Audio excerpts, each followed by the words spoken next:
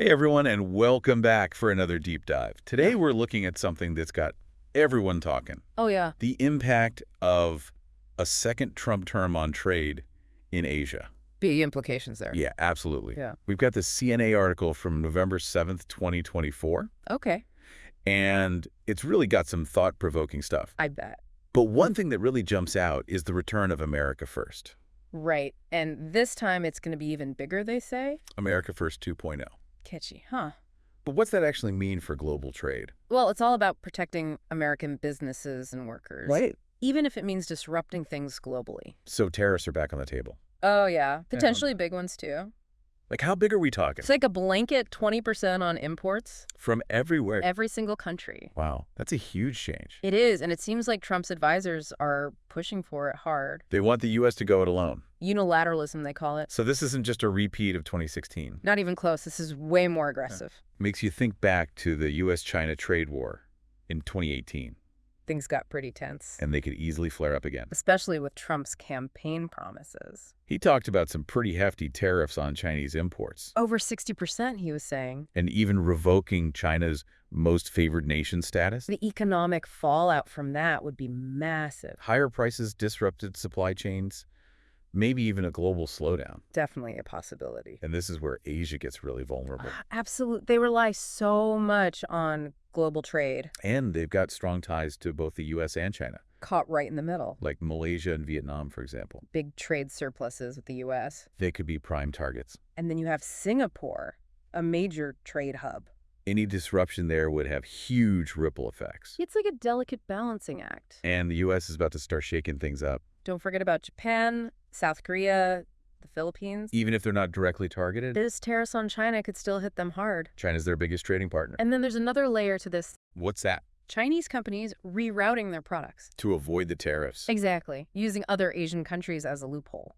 The article mentions Vietnam doing that back in 2019. Labeling Chinese goods as made in Vietnam To get around the levies? could definitely happen again. And that creates a whole new set of problems. Imagine the pressure on these countries. Trying to stay on good terms with both the U.S. and China. And protect their own interests at the same time. It's a tightrope walk. With incredibly high stakes. Speaking of high stakes, remember when the U.S. accused Vietnam of currency manipulation? Back in 2020, yeah. Not everyone understands how that works, though.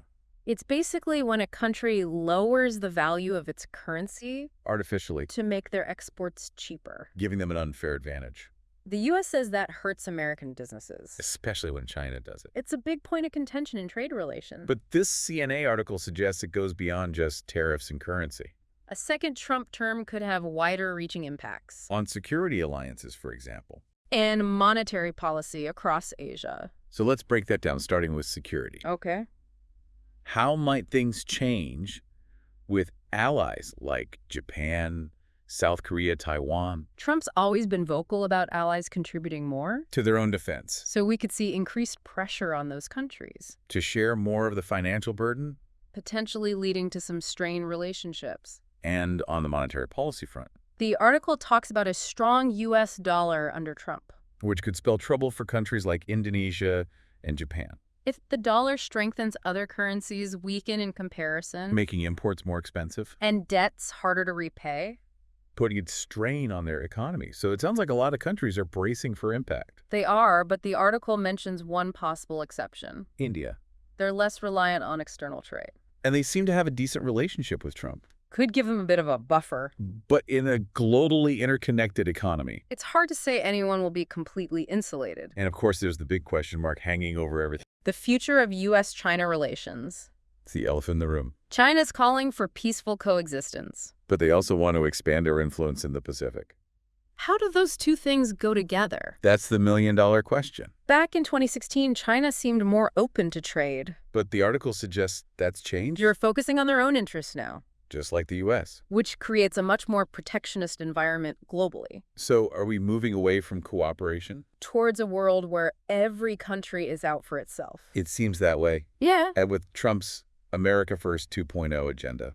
The future of U.S.-China relations and its impact on Asia becomes even more unpredictable. It's a complex situation for sure. I'm already feeling like I need another cup of coffee to process all this. Me too. We've covered a lot of ground, but there's still so much to explore. We've only just scratched the surface, really. And I think everyone listening is wondering the same thing. What's that? How are Asian countries planning to weather this potential trade storm? That's the big question, isn't it? Yeah. And it's one we'll dive into right after this. Can't wait.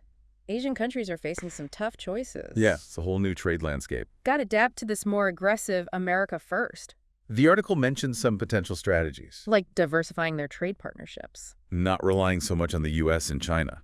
Exactly. We could see more regional trade agreements, Countries within Asia strengthening ties. spreading the risk, reducing dependence on one market. Not putting all their eggs in one basket. Right. Another strategy is developing domestic markets. Reducing reliance on exports. Makes them less vulnerable to external shocks But is that realistic? for export-oriented economies. Like in Southeast Asia, It won't be easy, but it's a long-term goal. especially if protectionism is the new normal. Could be. And what about Chinese companies rerouting goods Through other Asian countries. to avoid those U.S. tariffs? It's a real possibility. But it could lead to more conflict within the region. If countries help China circumvent those tariffs. They could face retaliation And then there's competition between neighbors. for those rerouted goods. It's a trade war within a trade war. Makes things really tough for businesses, Operating in the dark. with the rules constantly changing. Exactly. So what does this mean for the average person in Asia? Well,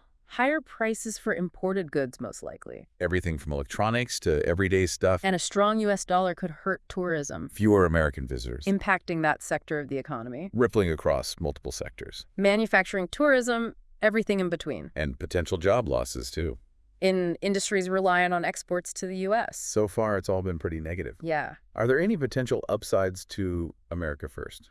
Some say it could force China to address some issues. Like intellectual property theft? And unfair trade practices. Using economic leverage to push for reforms? And some Asian countries might see an opportunity, To renegotiate trade deals? potentially getting better terms for themselves. But even with those benefits, it still feels risky. Like we're on the brink of a trade war. Yeah, the stakes are high. And the outcome is uncertain. So what's the best approach? Informed caution, I'd say. Don't panic, but stay informed. Be prepared for a bumpy ride. This is fascinating stuff. It really is. One election can impact economies and lives across the world. It shows how interconnected we all are. So where do we go from here? The article paints a pretty daunting picture. Trade wars, economic uncertainty. Is there any hope for a more stable future in global trade? That's a good question. It's not hopeless, but it'll require diplomacy. Asian nations especially, They need to find ways to safeguard their interests. while navigating their relationships with the U.S. and China, And this could be an opportunity for Asia to take on a bigger role globally, if they present a united front advocating for fair trade practices. and open markets, They could have real influence shaping the future of global trade. instead of being caught in the middle. They could be a driving force for a more stable system. That's a powerful idea. It is. And it leads perfectly into the final part of our deep dive We're going to shift gears a bit. and explore some potential scenarios for the future. What happens if these trade tensions escalate? Are there alternative paths to a more cooperative system? We'll be right back to delve into those questions. Welcome back, everyone. So we're at a crossroads with global trade. It really does feel that way. A lot of different paths we could go down, And the choices made now could have huge consequences. especially for Asia. Yeah, one scenario is those tensions escalating even further. What would that even look like? Well, imagine tariffs becoming the norm. Instead of the exception, Countries turning inward prioritizing their own interests. over global cooperation. Wouldn't that hurt everyone in the end? Most likely a full-blown trade war. Disrupted supply chains. Shortages, higher prices, slower economic growth. And Asian economies would be hit hardest. They're so reliant on trade. So what's the alternative? Is there a path to more cooperation? A more stable trading system? Well, there's always hope. Maybe cooler heads prevail. Countries realize that collaboration is key. We could see new trade agreements, Addressing concerns about intellectual property, market access. building a more level playing field. That sounds a lot better, It does. but is it realistic? With all the protectionist sentiment, it's a challenge. But not possible. Maybe a shift in mindset is needed. From individual countries, And from global institutions. like a World Trade Organization. A renewed focus on open markets International cooperation. could help turn things around. And what about Asia's role in all this? We talked about them becoming a more prominent force Shaping the future of global trade. if they can present a united front. Advocate for fair trade. A rules-based system. They could have a lot of influence. Instead of being pawns in a U.S.-China trade war, They could be key players. building a more stable system. That's a powerful idea. It really is. So the future of global trade is uncertain. Especially in Asia, Paths toward conflict. but also glimmers of hope. For a more cooperative future, It's crucial to stay informed. critically evaluate information. Engage in these discussions. The choices we make today shape the world of tomorrow. This has been a really insightful deep dive. Glad you enjoyed it. The global economy is so complex. It is. Fascinating to see how political decisions have such a wide impact. The key takeaway is that we're all in this together. Our choices have consequences. Let's make informed choices. Advocate for fair and sustainable practices. Work towards a system that benefits everyone. Couldn't have said it better myself. That's a great note to end on. Thanks for joining us, everyone. We'll be back next week with another deep dive.